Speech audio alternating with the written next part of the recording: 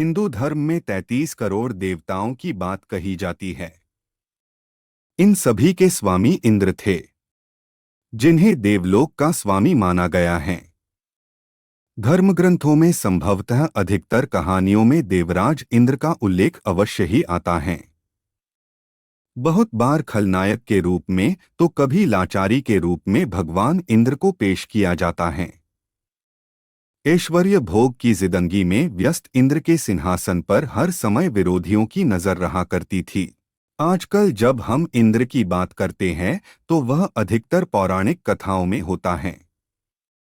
वह इंद्र जो स्वर्ग में रहता है, अप्सराओं और गंधर्वों से घिरा रहता है, सोमपान करता है, एरावत पर बैठा है, जिसके साथ में वज्र है और जिसके गुरु का नाम बृहस्पति है। एक ऐसा अयास राजा जो असुरों से डरता है और हमेशा ब्रह्मा से असुरों का संहार करने का कोई न कोई उपाय पूछता रहता है। वह ऋषियों से भी डरता है और उनकी तपस्या को भंग करने के लिए अप्सराओं को भेजता है।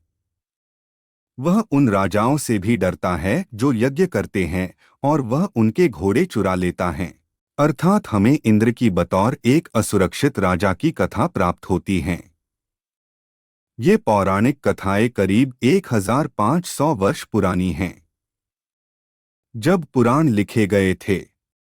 लेकिन इसके 2200 वर्ष पहले जब हम वेदकालीन इंद्र के बारे में सोचते हैं, तब उनका एक अलग ही रूप दिखाई देता है। पौराणिक इंद्र विष्णु, शिव और दुर्गा देवी से प्रार्थना करते हैं, वह अपनी रक्षा के लिए, लेकिन वे ऋग्वेद के रक्षक भी हैं।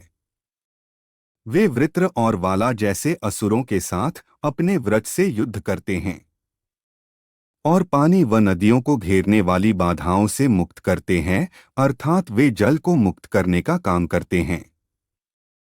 इंद्र को लेकर रची गई कविताओं या वैदिक संहिताओं में इंद्र की प्रशंसा ही की गई है। यहाँ पर इंद्र एक बड़े शक्तिशाली योद्धा हैं। वे युद्ध से नहीं डरते हैं।